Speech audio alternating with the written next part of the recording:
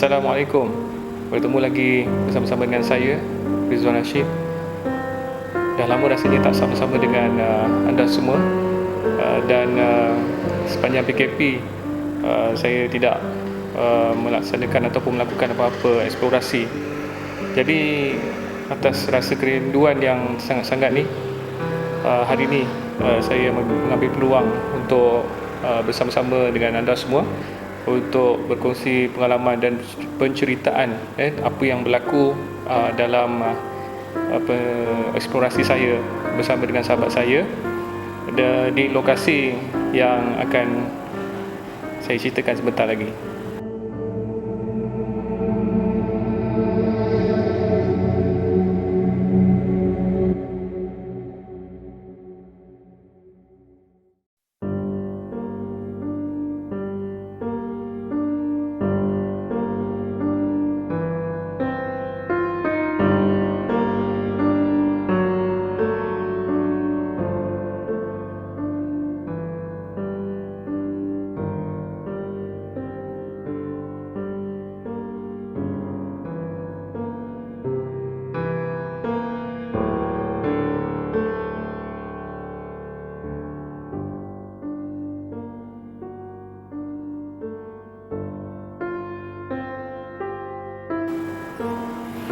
Okey, baiklah. Sebelum kita mulakan penceritaan ini ataupun perkongsian pengalaman ini, saya ingin mengambil kesempatan dan peluang ini untuk sama-sama dengan anda semua untuk kita saling beringat, untuk kita terus mengamalkan SOP yang selamat, untuk kita sama-sama dapat mengekang ataupun memutuskan rantaian COVID-19 yang sedang berleluasa di negara kita ini. Jadi sama-sama kita doa mudah-mudahan pandemik COVID-19 ini dapat berakhir satu masa nanti. Jadi saya teruskan dengan penceritaan berkenaan dengan eksplorasi yang pernah saya dan sahabat saya lakukan sebelum ini. Lokasi yang kami adakan eksplorasi yang akan saya ceritakan ataupun saya kongsikan dengan anda pada kali ini ialah berkenaan dengan sebuah tapak bangunan bersejarah yang terdapat di sebuah lokasi di Nusajaya yang dipanggil sebagai Sikijang, berdekatan dengan sebuah kampung yang diberi nama Tebing Runtuh kalau tak silap saya. Okay. Jadi saya teruskan dengan perkongsian pengalaman ini. Sebenarnya tapak ataupun tapak bersejarah ini, saya perolehi maklumat ini kerana saya sangat kata orang tu sukakan cabaran dalam sebelum kami melaksanakan yang kata orang tu perjalanan ataupun eksplorasi pada kali pertama tu. Dan kami telah membuat sedikit kajian berkenaan dengan lokasi inilah. Dan seminggu sebelum kami laksanakan eksplorasi tersebut, sebenarnya kami dapatkan maklumat-maklumat tambahan berkenaan dengan lokasi ini, di mana lokasi tersebut kami semak di Google Maps berapa jauh, berapa jarak daripada pusat bandar, dan juga perjalanan ataupun arah untuk kami bergerak. Kami telah tiba di lokasi iaitu di kampung Tebing Runtuh pada lebih kurang dalam 9.30 9.30 pukul 10 pagi, lebih kurang macam tu. Dan kami telah meletakkan kenderaan di salah sebuah rumah di situ, dan penduduk kampung di situ telah pun kami membuat temu bual, dan penduduk kampung tu telah maklumkan bahawa lokasi yang kami cari itu tidak berapa jauh daripada kampung tersebut. kawasan tersebut telah pun dipenuhi dengan semak samun dan juga keadaan pokok-pokok hutan yang semakin berimbun lah. Jadi awalnya penduduk kampung tersebut tidak menyarankan kami untuk melalui jalan darat. Dia ada dua jalan, jalan darat dan juga jalan laut. Tapi penduduk kampung tu menyarankan kami kalau boleh ikut jalan laut lah. Bagaimanapun dimaklumkan pada hari itu tidak ada nelayan yang kata orang bekerja ataupun ada urusan di laut berdekatan. Jadi kami ambil keputusan untuk cuba melalui jalan darat. Jadi beliau maklumkan boleh juga mencuba, dan kami teruskan sajalah dengan keputusan tersebut.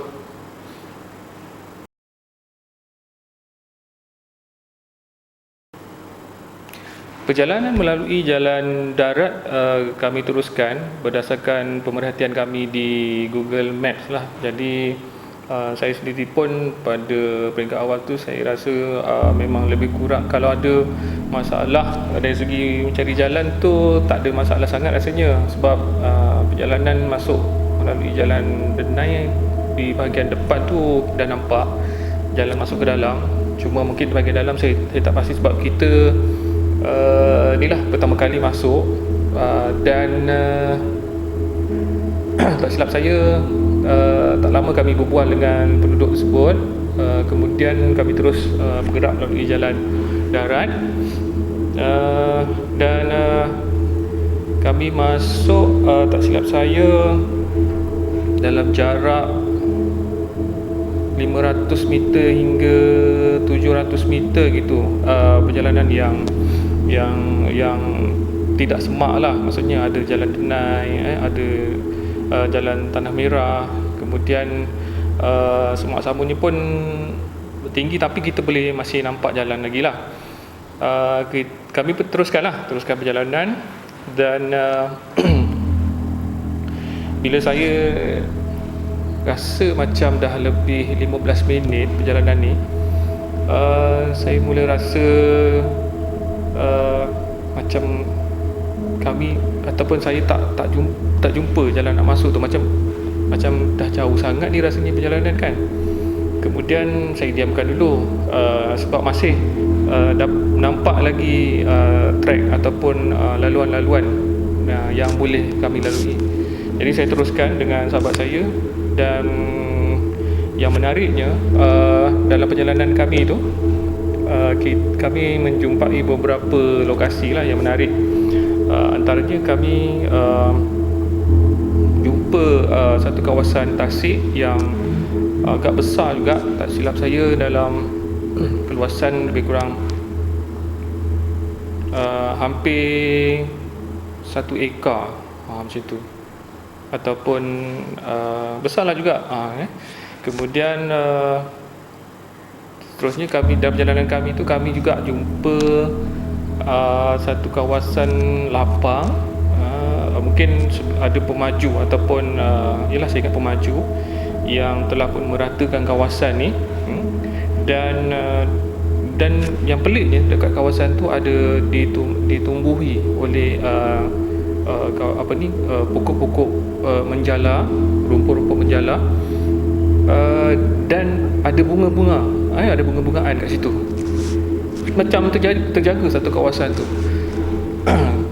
Kemudian dalam pada tu juga kami sedar bahawa saya pun sedar bahawa perjalanan kami dah lebih daripada setengah jam.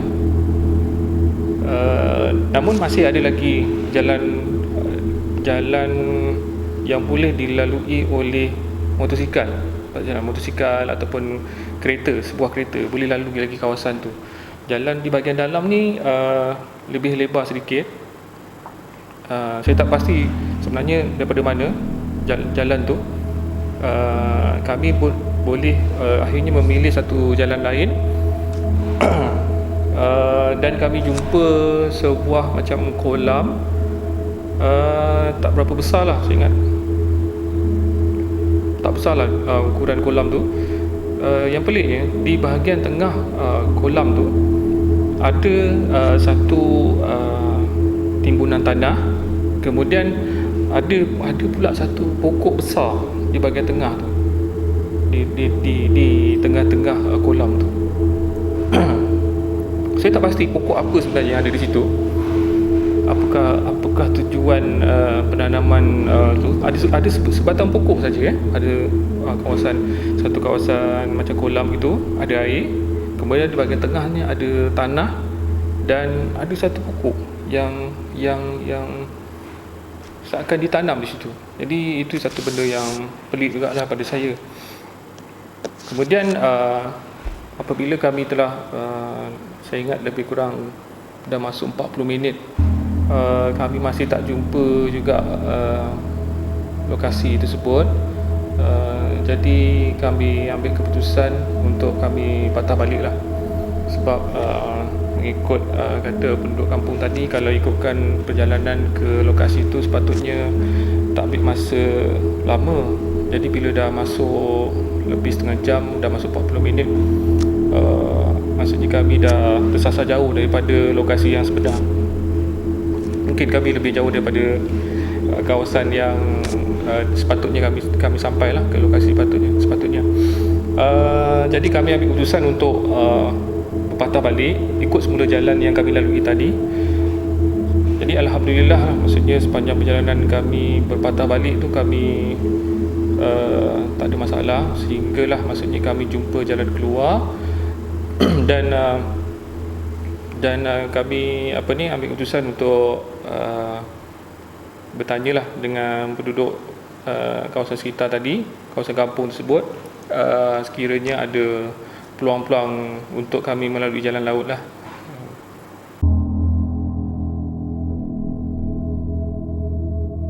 Alhamdulillah, akhirnya pada sebelah petang tu sebenarnya kami dah balik semula ke kampung tadi, dan lebih kurang dah dekat pukul 11 lebih gitu kan. Jadi kemudian cuaca pun dah panas.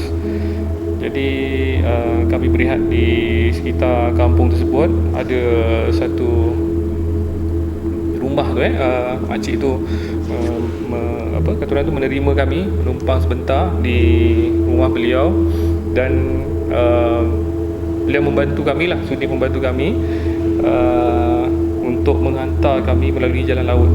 Jadi akhirnya pada lebih kurang jam 2 petang gitu, 2 petang atau 2.30 gitu, ada nelayan yang sudilah menghantar kami ke sana. Jadi kami berdua pun menujulah ke lokasi yang dinyatakan. Dan di lokasi tersebut sebenarnya kami yalah kata orang tu tak dapat lagi gambaran macam mana keadaan di sana. Berdasarkan maklumat yang ada, gambar-gambar yang kami dapat lihat kawasan di situ, maknanya masih lagi boleh diakses dengan mudah. Ada jeti, dan juga ada bangunan-bangunan di tepi laut tu lah.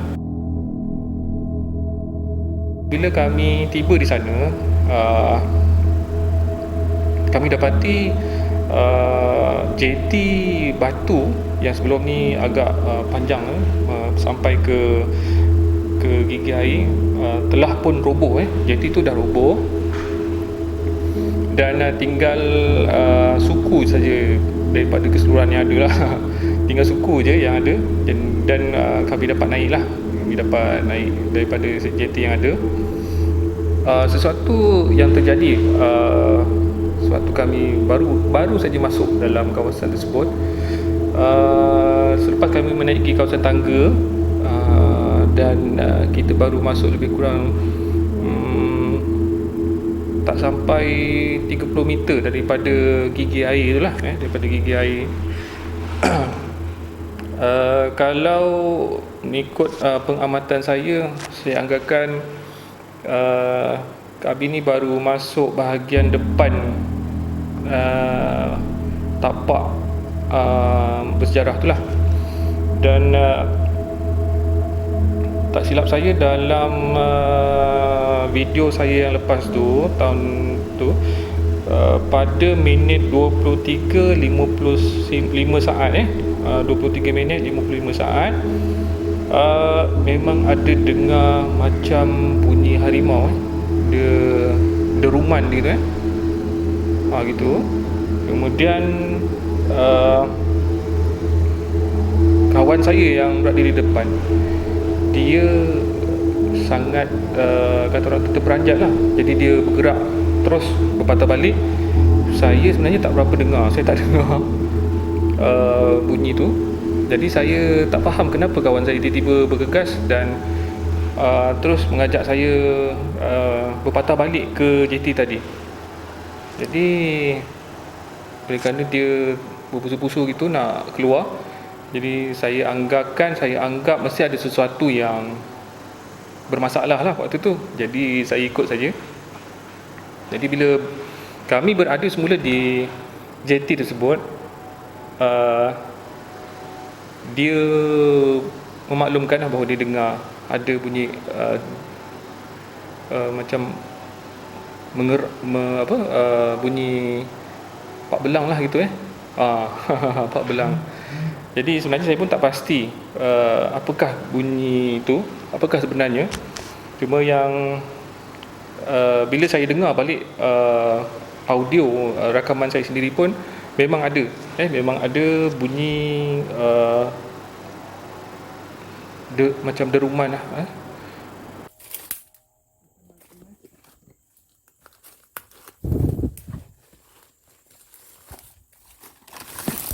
Ni.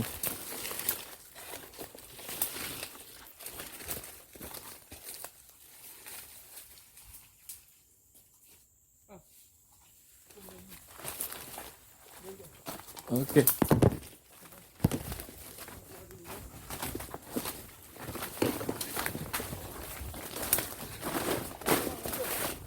Ha?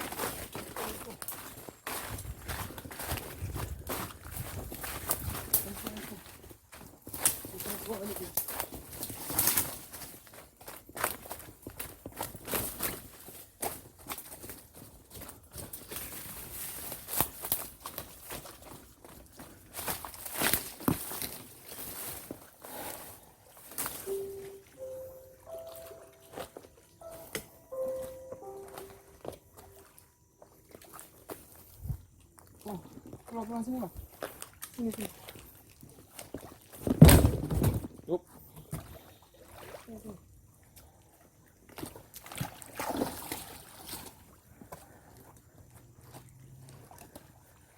Ada.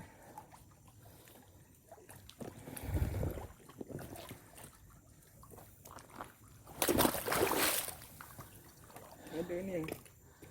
Ada bunyi deruman. Oh. Kawan nak masuk tadi dalam tu, ada bunyi deruman. Oh, okey. Dia macam okey. Itu kawan takut macam pak lalang ke apa. Aduh.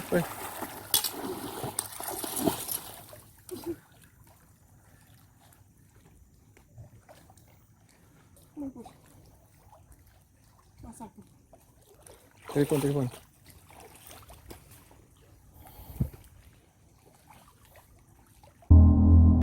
Dalam video tersebut juga ada saya nyatakan kami terjumpa satu barang yang pelik berhampiran ataupun berdekatan betul dengan tangki air yang ada di situ.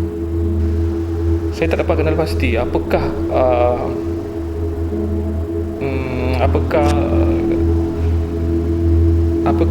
peralatan tersebut, penemuan apakah dia terdiri daripada batu. Saya tengok daripada batu dia tirus gitu, kemudian ada lubang dan besar dia lebih kurang macam ni lah. Jadi kalau ada anda ataupun sahabat-sahabat yang mengetahui apakah barang itu. Kemudian penemuan kami yang lain ialah terdapatnya satu bangunan,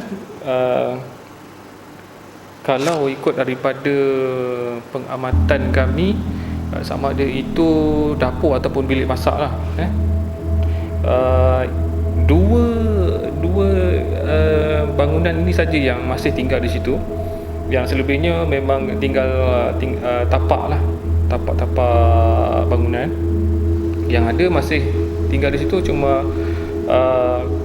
tangki air daripada batu, daripada simen, dan juga satu lagi adalah yang saya sebut tadilah, sama ada bilik masak ataupun dapur. Cuma yang pada saya yang peliknya penemuan ini, tempat masak ni ataupun dapur ni, bahagian lantainya, salah satu bilik tu, bahagian lantai tu ada macam seakan-akan satu pintu daripada batu yang menutup lantai, seperti mana yang dapat saya rakamkan lah dalam pada minit ke 40, minit 40 31 saat.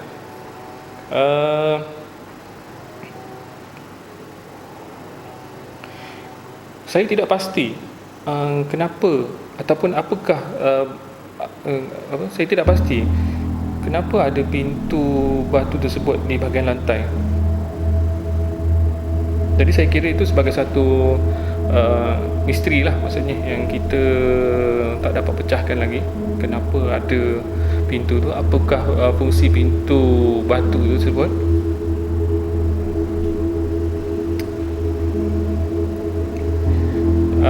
Seterusnya ada beberapa perkara lain yang agak pelik, iaitu bangunan utama kita dapati hancur, dan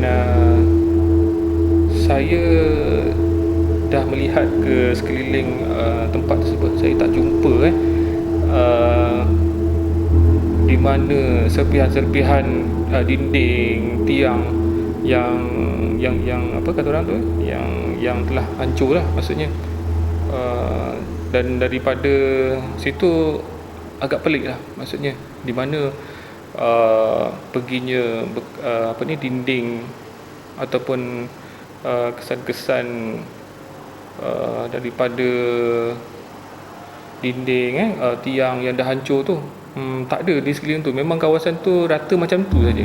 Jadi itu juga agak pelik bagi diri saya lah.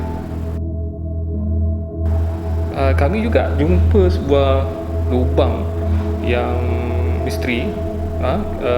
Saya tak pasti juga apa fungsi lubang di satu kawasan tu, di situ. Saya juga dapati di bahagian dalam kawasan runtuhan ni, dan juga dengan bahagian luar yang menghadap laut, daripada jeti sampai ke depan lokasi bangunan ni berbeza. Saya katakan begitu kerana daripada tepi laut, daripada gigi air tu, daripada jeti sampai ke bahagian boleh saya katakan bahagian tengah bangunan, memang penuh dengan pokok-pokok hutan lah, pokok hutan, penuh dengan semak samun apa semua. Tetapi bermula daripada separuh daripada bahagian bangunan tu, sehingga kami jumpa tangki air dan juga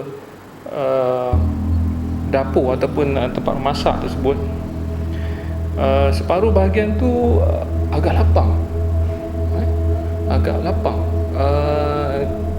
Cuma ada sebuah pokok ara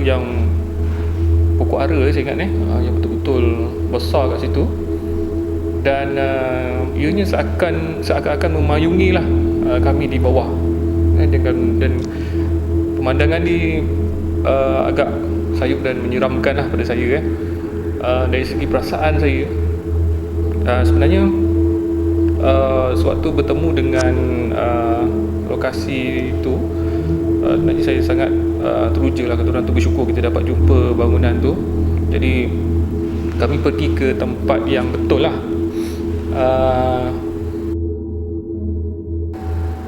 Tetapi apabila sahabat saya terjumpa bangunan tempat masak ataupun dapur, waktu tu sebenarnya saya rasa seram. Saya rasa merinding gitu, seram. Saya tak pasti sebab apa, tapi yelah, saya yakin bahawa oleh kerana tempat tu dah lama terbiar, mungkin adalah agaknya entiti tertentulah yang berada di sekitar kawasan tersebut. Jadi itu yang menyebabkan mungkin saya dapat rasakan rasa seram lah masa tu, seram, merinding gitu, meremang gitu. Dan sehinggalah kami dapat meninggalkan tempat tu dengan selamat. Satu keadaan lagi, masa kami tengah berada di kawasan tersebut, setelah kami putuskan untuk meninggalkan kawasan tersebut, sebelum kami sampai ke JT dan menunggu nelayan mengambil kami, sebenarnya saya banyak follow ataupun ikut sahabat saya lah dari belakang, di jalan di depan. Tapi ada satu satu masa tu kami dah ambil keputusan untuk meninggalkan tempat tu. Tiba-tiba saya dapati sahabat saya ni macam makin masuk ke bahagian dalam, bukan menghala keluar, mengarah keluar gitu. Jadi saya mula bertanya pada beliau, saya tanya nak ke mana. Jadi dia pun secara perlahan-lahan dia berbisik pada saya lah, yang dia dah tak pasti mana satu jalan untuk keluar waktu tu.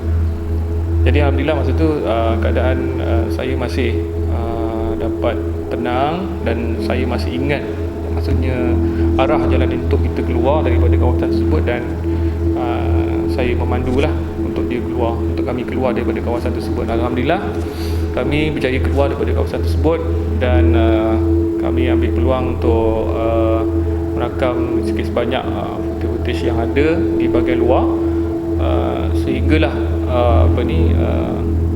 nelayan ataupun sahabat yang kami temui tadi datang untuk mengambil kami di JT. Jadi saya kira itulah sikit sebanyak pengalaman yang dapat kami lalui bersama. Kata orang tu, kalau kita dengar-dengar cerita je mungkin kita tak dapat merasai pengalaman sebenar berada di lokasi. Jadi pada saya saya sedarlah bahawa lokasi-lokasi seperti ini telah lama ditinggalkan. Jadi sudah tentu ada makhluk-makhluk lain yang menghuni di situ.